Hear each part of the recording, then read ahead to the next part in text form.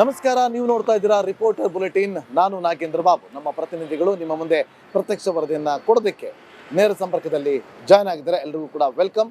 ಮೊದಲ ಸುದ್ದಿಯತ್ತ ಗಮನ ಕೊಡೋಣ.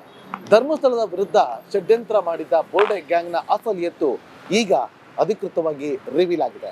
ಇಲ್ಲಿ ಯಾರೆಲ್ಲ ಏನೆಲ್ಲ ಪಾತ್ರವನ್ನ ವಹಿಸಿದ್ರು ಅನ್ನುವ ವಿಚಾರವನ್ನ SIT ತನಿಖೆಯ ಸಂದರ್ಭದಲ್ಲಿ ಸಂಪೂರ್ಣವಾಗಿ ತನಿಖೆಯನ್ನು ನಡೆಸಿ ಆ ವರದಿಯನ್ನ ಕೋರ್ಟ್ಗೆ ಸಬ್ಮಿಟ್ ಮಾಡಿದ್ದಾರೆ. ತನಿಖಾ ವರದಿಯ ಪಾಯಿಂಟ್ಗಳು ಕೂಡ ರಿಪಬ್ಲಿಕ್ ಕನ್ನಡಕ್ಕೆ ಲಭ್ಯವಾಗಿದೆ. ಇನ್ನು ಇದೇ ವಿಚಾರವಾಗಿ ಭಕ್ತರು ಏನು ಮಾತಾಡ್ತಾರೆ ಈ ರಿಪೋರ್ಟ್ ನೋಡಿ. ಧರ್ಮಸ್ಥಳದಲ್ಲಿ ನೂರಾರು ಶವಗಳನ್ನು ಹೂತಿಟ್ಟ ಪ್ರಕರಣಕ್ಕೆ ಸಂಬಂಧಿಸಿದಂತೆ SIT ಕೋರ್ಟಿಗೇನೋ ವರದಿಯನ್ನು ಸಲ್ಲಿಸಿತ್ತು. ಆ ಒಂದು ವರದಿ ಎನ್ನುವಂಥದ್ದು ಈಗ ಬಹಿರಂಗ ಆಗಿರುವಂಥದ್ದು. ಅಂದರೆ ಆ ವರದಿಯಲ್ಲಿ ಪ್ರಮುಖವಾಗಿ ಉಲ್ಲೇಖ ಆಗಿರುವಂಥದ್ದು ಏನಂದರೆ ಧರ್ಮಸ್ಥಳವನ್ನೇ ಟಾರ್ಗೆಟ್ ಮಾಡಲಾಗಿದೆ. ಜೊತೆಗೆ 6 ಮಂದಿ ಅಂದರೆ ಮಹೇಶ್ ಶೆಟ್ಟಿ, ತಿಮರೋಡಿ ಸೇರಿದಂತೆ 6 ಮಂದಿ ಏನಿದ್ದಾರೆ ಇವರು ಬೇಕಂತಲೇ ಧರ್ಮಸ್ಥಳವನ್ನು ಈ ರೀತಿಯಾಗಿ ಏನೋ ಷಡ್ಯಂತ್ರ ಮಾಡಿದ್ದಾರೆ ಅನ್ನುವಂಥ ಒಂದಷ್ಟು ವಿಚಾರಗಳು ಕೂಡ ವರದಿಯಲ್ಲಿ ಇತ್ತು. ಈ ಬಗ್ಗೆ ಧರ್ಮಸ್ಥಳದ ಭಕ್ತರು ಏನು ಹೇಳ್ತಾರೆ ಅನ್ನುವಂಥದ್ದು ಅವ್ರ ಜೊತೆ ಕೇಳ್ಕೊಂಡು ಹೋಗೋಣ. ಈಗ SIT ವರದಿ ಕೊಟ್ಟಿದೆ, ಅದರಲ್ಲಿ ಧರ್ಮಸ್ಥಳವನ್ನು ಷಡ್ಯಂತ್ರ ಮಾಡಲಾಗಿದೆ ಅನ್ನುವಂಥದ್ದು ಕೂಡ ಉಲ್ಲೇಖ ಆಗಿರುವಂಥದ್ದು. ಏನು ಹೇಳ್ತೀರಾ? ಇದು ಬೇಕಂತಲೇ ಮಾಡಿರೋದು. ಧರ್ಮಸ್ಥಳದ ಬಗ್ಗೆ ನಮಗೆ ತುಂಬ ಅಪಾರವಾದ ನಂಬಿಕೆ ಇದೆ. ಈ ನಂಬಿಕೆನ ಇದನ್ನು ಸುಮ್ಮನೆ ಹಾಳು ಮಾಡ್ತವ್ರೆ ಅಂತ ನಮ್ಮ ಒಂದು ಅನಿಸಿಕೆ. ಇಲ್ಲಿ ತುಂಬ ನಂಬಿಕೆಯಿಂದ ನಾವೆಲ್ಲ ಸ್ವಾಮಿ ದರ್ಶನ ಮಾಡೋಕ್ಕೆ ಬರ್ತೀವಿ. ಇಲ್ಲಿ ನಮಗೆ ಅನ್ಸೋ ಮಟ್ಟಿಗೆ ಆ ಥರ ಏನು ನಡೆದಿಲ್ಲ ಅಂದ್ಕೊಳ್ತೀವಿ. ಇಷ್ಟು 3-4 ತಿಂಗಳಿಂದ ಈ ಒಂದು ಪ್ರಕರಣ ಬೆಳೀತಾನೆ ಬಂತು. ಈಗ ವರದಿಯಲ್ಲೂ ಕೂಡ ಪ್ರಮುಖವಾಗಿ ಉಲ್ಲೇಖ ಮಾಡಿರುವಂಥದ್ದು ಅಂದರೆ ಇವರು ಬೇಕಂತಲೇ ಧರ್ಮಸ್ಥಳವನ್ನು ಟಾರ್ಗೆಟ್ ಮಾಡಿದ್ದಾರೆ ಅನ್ನುವಂಥದ್ದು. ಏನು ಹೇಳ್ತೀರಿ ಈ ಒಂದು ಟಾರ್ಗೆಟ್ ಮಾಡಿದ್ರ ಬಗ್ಗೆ? ಹೌದು, ಖಂಡಿತ ಟಾರ್ಗೆಟ್ ಮಾಡಿರ್ತಾರೆ. ನಮಗೆ ಅನ್ಸೋ ಮಟ್ಟಿಗೆ ಆ ಥರ ಏನಿಲ್ಲ ಅನಿಸುತ್ತೆ. ಈ ಬಗ್ಗೆ ಇನ್ನೇನು ಹೇಳ್ತೀರಾ, ಎಲ್ಲ ಅಪಾರ ಪ್ರಚಾರ ಮಾಡ್ಕೊಂಡಿದ್ದಾರೆ. ದೇವರಾಯದಿಂದ ಒಳ್ಳೇದಾಗಲಿ ಅಂತ ನಾವು ಬೇಡ್ಕೊತೀವಿ ಅಷ್ಟೇ. ಶಿಕ್ಷೆ ಆಗಲಿ, ಅವ್ರಿಗೆ ಕೊಡಲೇಬೇಕಾದೆಲ್ಲ. ನೀವು ಖಂಡಿತ ಕೊಟ್ಟರೆ ಒಳ್ಳೆಯದು. ಸುಮ್ಮನೆ ಸುಳ್ಳು ಹೇಳ್ಬಿಟ್ಟು ಇದು ಮಾಡಿದರೆ ದೇವಸ್ಥಾನಕ್ಕೆಲ್ಲ ಒಂದು ಕೆಟ್ಟ ಹೆಸರು ಅಲ್ವಾ. ಒಳ್ಳೇದಾಗಬೇಕು ಅಂತ ನಾವು ಬೇಡ್ಕೊತೀವಿ. ಇದು ಬೇಕು ಅಂತಲೇ ಮಾಡಿರ್ಬೋದು, ಬೇಡದಲ್ಲೇ ಮಾಡಿರ್ಬೋದು. ಬಟ್ ದೇವರಲ್ಲಿ ನಿಜವಾದ ಶಕ್ತಿ ಇದೆ. ಬಟ್ ದೇವರು ದೂರಂಗಿಲ್ಲ. ಅವ್ರದ್ದು ಮುಂಚೆ ಏನಿತ್ತು ವಾಸ್ತವ ಯಾರಿಗೂ ಗೊತ್ತಿಲ್ಲ ನಮಗೆ. ಆದರೆ ದೇವರಲ್ಲಿ ಶಕ್ತಿ ಇದೆ. ಬಟ್ ದೇವ್ರನ್ನ ಯಾವುದೇ ಥರ ಮಧ್ಯಕ್ಕೆ ಎಳೆಯೋಂಥ ರೀತಿ ಮಾರ್ಗ ರೀತಿಯಲ್ಲಿ ಏನಿಲ್ಲ. ಇದು ಮಾಡಬೇಕಾಗಿದೆ. ಟಾರ್ಗೆಟ್ ಇಟ್ ಮಾಡಿದ್ದಾರೋ ಇದು ಮಾಡಿಲ್ದರೆ ಇದ್ದಾರೋ ಅದು ನಮಗಂತೂ ಗೊತ್ತಿಲ್ಲ. ಬಟ್ ದೇವರಲ್ಲಿ ಶಕ್ತಿ ಇದೆ. ದೇವ್ರ ಮುಂದೆ ಯಾರೂ ದೂರೋದು ಬೇಡ. ಈ ಒಳ್ಳೆ ಪ್ರಸಾದ ಅಂತ ದೇವಸ್ಥಾನದಲ್ಲಿ ನಡೀತಾ ಇದೆ. ದೇವಸ್ಥಾನ ಚೆನ್ನಾಗಿದೆ. ಅದೇ ಥರ ಜನಗಳೆಲ್ಲ ಬರ್ತಿದ್ದಾರೆ. ಅದೇ ಥರ ಒಳ್ಳೆಯದಾಗಿ ನಡೆಸ್ಕೊಂಡು ಹೋಗಲಿ. ಅದು ತಪ್ಪು ಮಾಡಿದಾರೋ ಮಾಡಿಲ್ವೋ ಗೊತ್ತಿಲ್ಲ. ಆದರೆ ಒಳ್ಳೆಯದಾಗಿ ಇದು ಚೆನ್ನಾಗಿರಲಿ ಅಷ್ಟೇ. ಇದು ಧರ್ಮಸ್ಥಳ ಕ್ಷೇತ್ರದ ಭಕ್ತರ ಮಾತು. ಕ್ಯಾಮ್ರಾ ಪರ್ಸನ್ ದಿವಾಕರ್ ಪದ್ಮುಂಜ ಜೊತೆ ದಿನೇಶ್ ಕಾಶಿಪಟ್ನ, ರಿಪಬ್ಲಿಕ್ ಕನ್ನಡ, ಮಂಗಳೂರು. ನಮಸ್ಕಾರ, ನೀವು ನೋಡ್ತಾ ಇದ್ದೀರಾ ರಿಪೋರ್ಟರ್ ಬುಲೆಟಿನ್. ನಾನು ನಾಗೇಂದ್ರ ಬಾಬು. ನಮ್ಮ ಪ್ರತಿನಿಧಿಗಳು ನಿಮ್ಮ ಮುಂದೆ ಪ್ರತ್ಯಕ್ಷ ವರದಿಯನ್ನ ಕೊಡೋದಕ್ಕೆ ನೇರ ಸಂಪರ್ಕದಲ್ಲಿ ಜಾಯ್ನ್ ಆಗಿದ್ದಾರೆ. ಎಲ್ಲರಿಗೂ ಕೂಡ ವೆಲ್ಕಮ್. ಮೊದಲ ಸುದ್ದಿಯತ್ತ ಗಮನ ಕೊಡೋಣ. ಧರ್ಮಸ್ಥಳದ ವಿರುದ್ಧ ಷಡ್ಯಂತ್ರ ಮಾಡಿದ್ದ ಬೋರ್ಡೆ ಗ್ಯಾಂಗ್ನ ಅಸಲಿ ಎತ್ತು ಈಗ ಅಧಿಕೃತವಾಗಿ ರಿವೀಲ್ ಆಗಿದೆ. ಇಲ್ಲಿ ಯಾರೆಲ್ಲ ಏನೆಲ್ಲ ಪಾತ್ರವನ್ನ ವಹಿಸಿದ್ರು ಅನ್ನುವ ವಿಚಾರವನ್ನ SIT ತನಿಖೆಯ ಸಂದರ್ಭದಲ್ಲಿ ಸಂಪೂರ್ಣವಾಗಿ ತನಿಖೆಯನ್ನು ನಡೆಸಿ ಆ ವರದಿಯನ್ನ ಕೋರ್ಟ್ಗೆ ಸಬ್ಮಿಟ್ ಮಾಡಿದ್ದಾರೆ. ತನಿಖಾ ವರದಿಯ ಪಾಯಿಂಟ್ಗಳು ಕೂಡ ರಿಪಬ್ಲಿಕ್ ಕನ್ನಡಕ್ಕೆ ಲಭ್ಯವಾಗಿದೆ. ಇನ್ನು ಇದೇ ವಿಚಾರವಾಗಿ ಭಕ್ತರು ಏನು ಮಾತಾಡ್ತಾರೆ ಈ ರಿಪೋರ್ಟ್ ನೋಡಿ.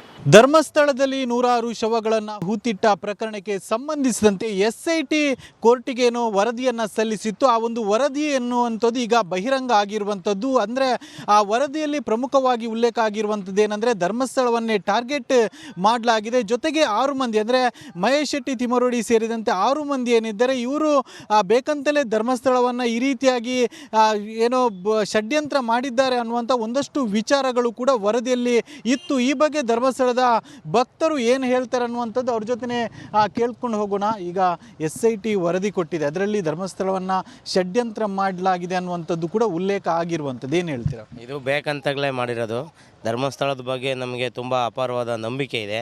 ಈ ನಂಬಿಕೆನ ಇದನ್ನು ಸುಮ್ಮನೆ ಹಾಳು ಮಾಡ್ತವ್ರೆ ಅಂತ ನಮ್ಮ ಒಂದು ಅನಿಸಿಕೆ. ಇಲ್ಲಿ ತುಂಬ ನಂಬಿಕೆಯಿಂದ ನಾವೆಲ್ಲ ಸ್ವಾಮಿ ದರ್ಶನ ಮಾಡೋಕ್ಕೆ ಬರ್ತೀವಿ. ಇಲ್ಲಿ ನಮಗೆ ಅನ್ಸೋ ಮಟ್ಟಿಗೆ ಆ ಥರ ಏನು ನಡೆದಿಲ್ಲ ಅಂದ್ಕೊಳ್ತೀವಿ. ಇಷ್ಟು 3-4 ತಿಂಗಳಿಂದ ಈ ಒಂದು ಪ್ರಕರಣ ಬೆಳೀತಾನೆ ಬಂತು. ಈಗ ವರದಿಯಲ್ಲೂ ಕೂಡ ಪ್ರಮುಖವಾಗಿ ಉಲ್ಲೇಖ ಮಾಡಿರುವಂಥದ್ದು ಅಂದರೆ ಇವರು ಬೇಕಂತಲೇ ಧರ್ಮಸ್ಥಳವನ್ನು ಟಾರ್ಗೆಟ್ ಮಾಡಿದ್ದಾರೆ ಅನ್ನುವಂಥದ್ದು. ಏನು ಹೇಳ್ತೀರಿ ಈ ಒಂದು ಟಾರ್ಗೆಟ್ ಮಾಡಿದ್ರ ಬಗ್ಗೆ? ಹೌದು, ಖಂಡಿತ ಟಾರ್ಗೆಟ್ ಮಾಡಿರ್ತಾರೆ. ನಮಗೆ ಅನ್ಸೋ ಮಟ್ಟಿಗೆ ಆ ಥರ ಏನಿಲ್ಲ ಅನಿಸುತ್ತೆ. ಈ ಬಗ್ಗೆ ಇನ್ನೇನು ಹೇಳ್ತೀರಾ, ಎಲ್ಲ ಅಪಾರ ಪ್ರಚಾರ ಮಾಡ್ಕೊಂಡಿದ್ದಾರೆ. ದೇವರಾಯದಿಂದ ಒಳ್ಳೇದಾಗಲಿ ಅಂತ ನಾವು ಬೇಡ್ಕೊತೀವಿ ಅಷ್ಟೇ. ಶಿಕ್ಷೆ ಆಗಲಿ, ಅವ್ರಿಗೆ ಕೊಡಲೇಬೇಕಾದೆಲ್ಲ. ನೀವು ಖಂಡಿತ ಕೊಟ್ಟರೆ ಒಳ್ಳೆಯದು. ಸುಮ್ಮನೆ ಸುಳ್ಳು ಹೇಳ್ಬಿಟ್ಟು ಇದು ಮಾಡಿದರೆ ದೇವಸ್ಥಾನಕ್ಕೆಲ್ಲ ಒಂದು ಕೆಟ್ಟ ಹೆಸರು ಅಲ್ವಾ. ಒಳ್ಳೇದಾಗಬೇಕು ಅಂತ ನಾವು ಬೇಡ್ಕೊತೀವಿ. ಇದು ಬೇಕು ಅಂತಲೇ ಮಾಡಿರ್ಬೋದು, ಬೇಡದಲ್ಲೇ ಮಾಡಿರ್ಬೋದು. ಬಟ್ ದೇವರಲ್ಲಿ ನಿಜವಾದ ಶಕ್ತಿ ಇದೆ. ಬಟ್ ದೇವರು ದೂರಂಗಿಲ್ಲ. ಅವ್ರದ್ದು ಮುಂಚೆ ಏನಿತ್ತು ವಾಸ್ತವ ಯಾರಿಗೂ ಗೊತ್ತಿಲ್ಲ ನಮಗೆ. ಆದರೆ ದೇವರಲ್ಲಿ ಶಕ್ತಿ ಇದೆ. ಬಟ್ ದೇವ್ರನ್ನ ಯಾವುದೇ ಥರ ಮಧ್ಯಕ್ಕೆ ಎಳೆಯೋಂಥ ಮಾರ್ಗ ರೀತಿಯಲ್ಲಿ ಏನಿಲ್ಲ. ಇದು ಮಾಡಬೇಕಾಗಿದೆ. ಟಾರ್ಗೆಟ್ ಇಟ್ ಮಾಡಿದ್ದಾರೋ ಇದು ಮಾಡಿಲ್ದರೆ ಇದ್ದಾರೋ ಅದು ನಮಗಂತೂ ಗೊತ್ತಿಲ್ಲ. ಬಟ್ ದೇವರಲ್ಲಿ ಶಕ್ತಿ ಇದೆ. ದೇವ್ರ ಮುಂದೆ ಯಾರೂ ದೂರೋದು ಬೇಡ. ಈ ಒಳ್ಳೆ ಪ್ರಸಾದ ಅಂತ ದೇವಸ್ಥಾನದಲ್ಲಿ ನಡೀತಾ ಇದೆ. ದೇವಸ್ಥಾನ ಚೆನ್ನಾಗಿದೆ. ಅದೇ ಥರ ಜನಗಳೆಲ್ಲ ಬರ್ತಿದ್ದಾರೆ. ಅದೇ ಥರ ಒಳ್ಳೆಯದಾಗಿ ನಡೆಸ್ಕೊಂಡು ಹೋಗಲಿ. ಅದು ತಪ್ಪು ಮಾಡಿದ್ದಾರೋ ಮಾಡಿಲ್ವೋ ಗೊತ್ತಿಲ್ಲ.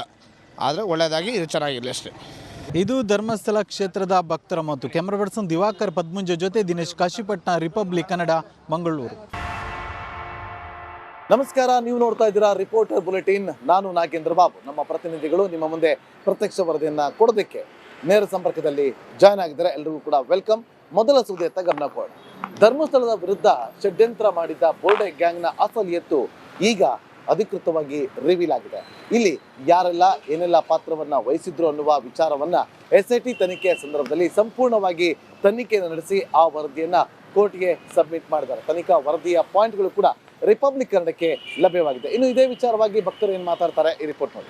ಧರ್ಮಸ್ಥಳದಲ್ಲಿ ನೂರಾರು ಶವಗಳನ್ನು ಹೂತಿಟ್ಟ ಪ್ರಕರಣಕ್ಕೆ ಸಂಬಂಧಿಸಿದಂತೆ SIT ಕೋರ್ಟಿಗೇನೋ ವರದಿಯನ್ನು ಸಲ್ಲಿಸಿತ್ತು. ಆ ಒಂದು ವರದಿ ಎನ್ನುವಂಥದ್ದು ಈಗ ಬಹಿರಂಗ ಆಗಿರುವಂಥದ್ದು. ಅಂದರೆ ಆ ವರದಿಯಲ್ಲಿ ಪ್ರಮುಖವಾಗಿ ಉಲ್ಲೇಖ ಆಗಿರುವಂಥದ್ದು ಏನಂದರೆ ಧರ್ಮಸ್ಥಳವನ್ನೇ ಟಾರ್ಗೆಟ್ ಮಾಡಲಾಗಿದೆ. ಜೊತೆಗೆ 6 ಮಂದಿ ಅಂದರೆ ಮಹೇಶ್ ಶೆಟ್ಟಿ, ತಿಮರೋಡಿ ಸೇರಿದಂತೆ 6 ಮಂದಿ ಏನಿದ್ದಾರೆ ಇವರು ಬೇಕಂತಲೇ ಧರ್ಮಸ್ಥಳವನ್ನು ಈ ರೀತಿಯಾಗಿ ಏನೋ ಷಡ್ಯಂತ್ರ ಮಾಡಿದ್ದಾರೆ ಅನ್ನುವಂಥ ಒಂದಷ್ಟು ವಿಚಾರಗಳು ಕೂಡ ವರದಿಯಲ್ಲಿ ಇತ್ತು. ಈ ಬಗ್ಗೆ ಧರ್ಮಸ್ಥಳದ ಭಕ್ತರು ಏನು ಹೇಳ್ತಾರೆ ಅನ್ನುವಂಥದ್ದು ಅವ್ರ ಜೊತೆ ಕೇಳ್ಕೊಂಡು ಹೋಗೋಣ. ಈಗ SIT ವರದಿ ಕೊಟ್ಟಿದೆ, ಅದರಲ್ಲಿ ಧರ್ಮಸ್ಥಳವನ್ನು ಷಡ್ಯಂತ್ರ ಮಾಡಲಾಗಿದೆ ಅನ್ನುವಂಥದ್ದು ಕೂಡ ಉಲ್ಲೇಖ ಆಗಿರುವಂಥದ್ದು. ಏನು ಹೇಳ್ತೀರಾ? ಇದು ಬೇಕಂತಲೇ ಮಾಡಿರೋದು.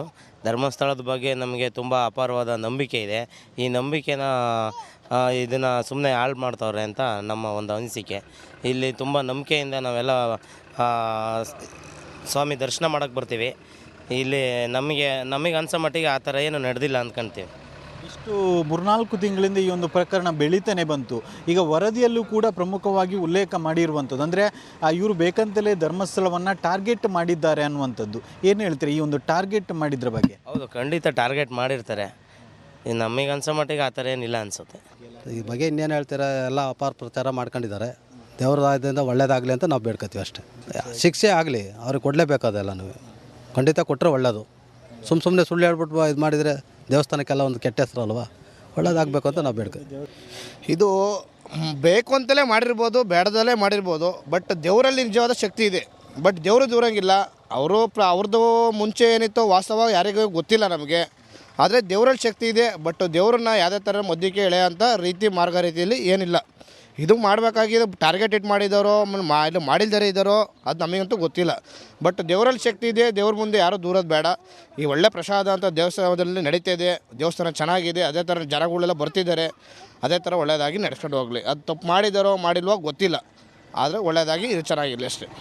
ಇದು ಧರ್ಮಸ್ಥಳ ಕ್ಷೇತ್ರದ ಭಕ್ತರ ಮಾತು. ಕ್ಯಾಮ್ರಾ ಪರ್ಸನ್ ದಿವಾಕರ್ ಪದ್ಮುಂಜ ಜೊತೆ ದಿನೇಶ್ ಕಾಶಿಪಟ್ನ, ರಿಪಬ್ಲಿಕ್ ಕನ್ನಡ, ಮಂಗಳೂರು.